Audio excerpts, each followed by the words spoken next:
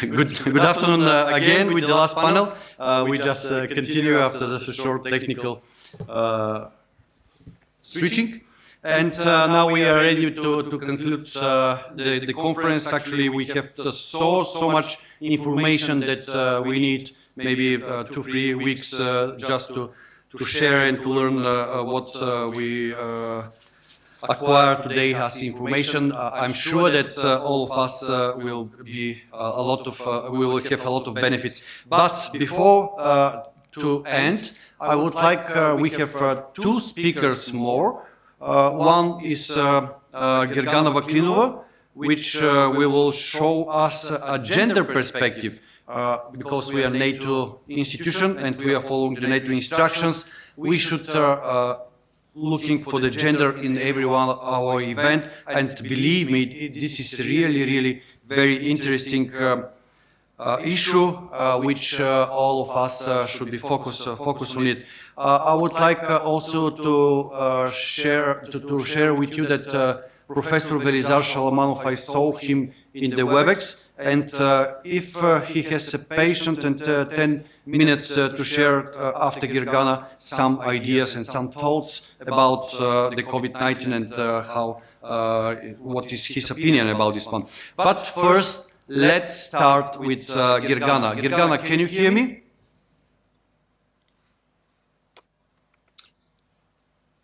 Good afternoon, sir. Good afternoon, everybody. Yes, I can hear you loud and clear. Thank you. Thank you very much. Gergana has a solid academic and professional background in international relations, European studies and international security. She joined actually CMDR COE in 2016 as a document and standardization expert, and after a successful first term was reappointed as a head of concept and experimentation section, while also serving as the center's gender advisor. Ms. Vaklinova is certified gender trainer and has experience in education and training, specifically in training needs analysis and program development. Ms. Vaklinova will address COVID-19 from a gender perspective, looking into the impact of the pandemic on women and girls. Please, Gergana, the floor is yours. Yeah, thank you, sir, for this most kind introduction. I would like to share with everybody that I'm very pleased to be speaking alongside very knowledgeable experts. And without further ado, I will now share my presentation with you. Yeah, just let me know if everything is okay and up and running. Shall I continue? Everything is fine. Yeah, everything is fine. Yeah. Okay, thank you. So I fully what I heard today is very informative. Has been very informative and very sobering. I could also say, and what has been a recurring theme is that indeed COVID-19 pandemic is unprecedented in that it unfolds in an open, interconnected, and interdependent global society. Yet, and already at this stage, although I do agree with others that it is very early for the analysis to come up with conclusive results of how the situation is evolving. But already at this stage, it becomes very clear that we lag behind well-articulated imperatives of gender equality. The threat, indeed, it has been existing, and a pandemic has been documented as a high potentiality, and yet not acted upon, resulting in a lack of preparedness and perhaps, I dare say, over-reliance and overestimation of resilience. A pandemic, as with any crisis, amplifies and reveals outstanding social, economic, and political bottlenecks, particularly with regard to gender mainstreaming in these situations that we find ourselves in. Most prominently, COVID-19 has highlighted the still existing lack of much required structural conditions which to enable systematic application of the principles of gender equality, or otherwise put, of conditions conducive to equal rights, opportunities, and responsibilities for all. These shortcomings giving rise to social inequalities and the lack of gender awareness, sensitizing into the different way women and men boys and girls experience security, thereby the lack of it, further exacerbate the situation, missing out on existing vulnerabilities and relatedly on coping capacities, hence seriously limiting the effectiveness of any response we might come up with. Speaking about a medical emergency, a disease, who does what, where, and how, with what control over and access to resources, that is, how gender determines our position and status in a given society, illuminates both patterns of exposure to infectious agents and the treatment of infectious disease. Thus, gender roles influence where men and women spend their time and the infectious agents they come into contact with, as well as the nature of exposure, its frequency, and its intensity. For instance, the majority of health and care workers, we are all aware, cleaners, supermarket cashiers are women, hence particularly exposed to COVID-19. And statistics, as you may see on your screens, serve to prove that statement.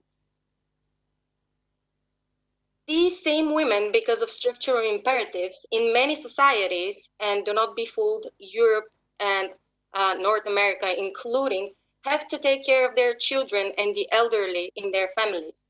And this is what constitutes the bulk of unpaid work that is done by women. The burden placed on women further exacerbates their already strained psychological situation, something we heard about earlier today.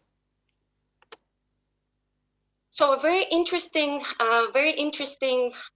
thing for me to observe, and here I should make the caveat that my specialty is gender in military operations, but certainly different aspects of gender mainstreaming and gender equality also concern my research interests.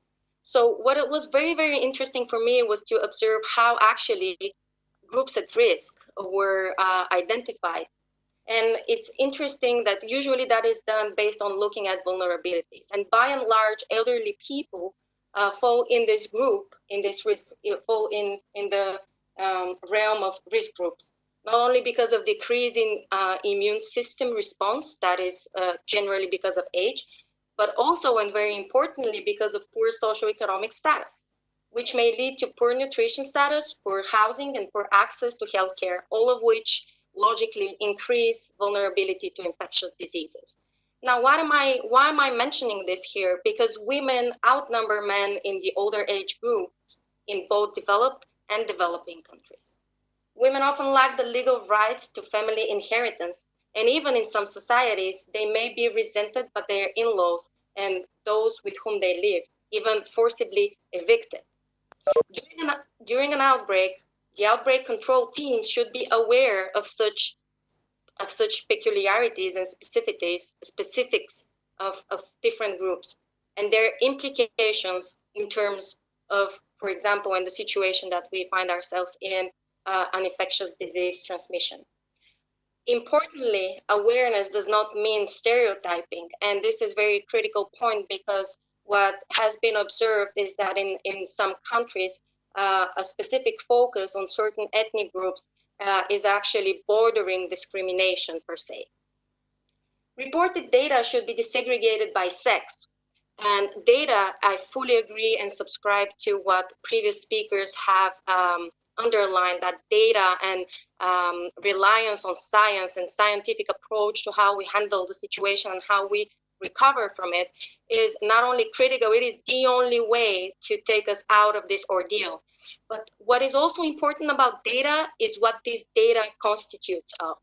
And when you're lacking very important information on different social specifics, then this data might be as useful as no data. Just to make this point very clear here. So occupational status is what goes into sex desegregated data. For example, pregnancy status, and also statistical analysis comparing epidemic curves for males and females. So what we are observing at the moment is that this information, this data is collected, and what remains to be seen is how this is later on implemented into analysis and even later on and eventually in lessons learned from this crisis. Another very interesting moment for me to observe was in terms of how groups at risk have been identified is it was interesting but also worrying for me to observe the lack of attention to pregnant and lactating women, which is, by the way, resembling of the situation during SARS in 2003. Because pregnancy and lactation are atypical periods for infectious diseases, and pregnant women are more prone to respiratory complications, and this has been linked to pregnancy-related anatomical and biochemical changes that affect respiratory mechanisms. So this is a shortcoming that we are currently observing, specifically in Bulgaria. There has not been a sufficient focus on nor risk communication, targeted messaging for pregnant and lactating women, and this is a significant shortcoming. So movement restrictions, quarantines, and in some cases curfews have helped to slow the spread of COVID-19, to contain the virus transmission indeed, but have also led, and what we have seen, to economic hardships and increased psychological distress, coupled by overwhelmed institutions not capable of providing necessary support. Because of their gender, women, men, boys, and girls experience crisis differently, suffer from different intensity of the same impact. And the local and the social, and economic consequences of an ailment are often different for males and females. So the compounded economic impacts are felt especially by women and girls who are generally earning less, who are generally saving less, and holding insecure jobs or living close to poverty. Therefore, and logically, their capacity to face and recover from shocks will be severely and is severely impaired. In many countries, the first round of layoffs has been particularly acute in the service sector, including in Bulgaria, which includes retail, hospitality, and tourism, where women are overrepresented. So for instance, there is also evidence from the US showing that women hold 78% of all hospital jobs, 70% of pharmacy jobs, and 51% of grocery store roles. Because of COVID-19 containment measures, demands for care work has intensified exponentially. And the default unpaid family caregivers, the unpaid or poorly paid community health workers, are women. Nearly 60% of women around the world work in informal economies. Most are unable, therefore, to work remotely because their labor, their job specificity does not allow them to enjoy the possibilities that, for example, we at the CMDR COE are at the moment transferring our work from our homes in the convenience of our homes. And for these women, additional care support for children or elderly family members may be required. In addition, many women will not have access to safety nets because frequently and most often these safety nets depend on formal participation, requirements for formal participation in the labor force.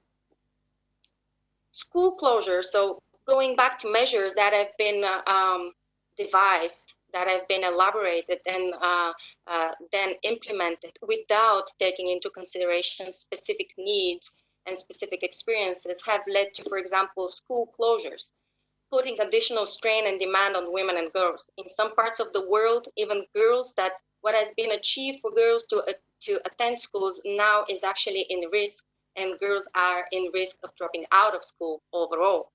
Not talking about being able to finish the academic year, but not at all rejoining schools. And this is a serious, serious concern that is occupying the minds of gender experts and humanitarian experts around the globe.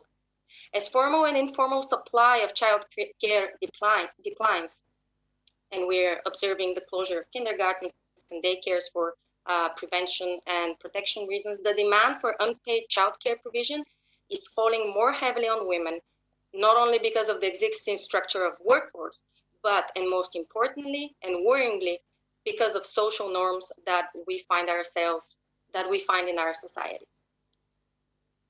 Another thing that is very worrying in situations of a crisis, and that resembles the 2018 global financial crisis, is that support measures, economic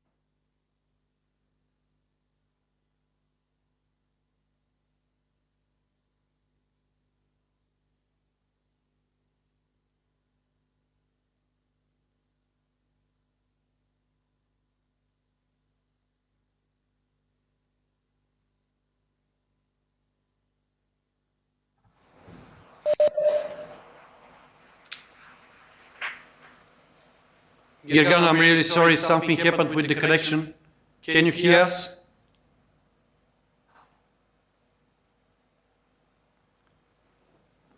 Gergana, can you hear us?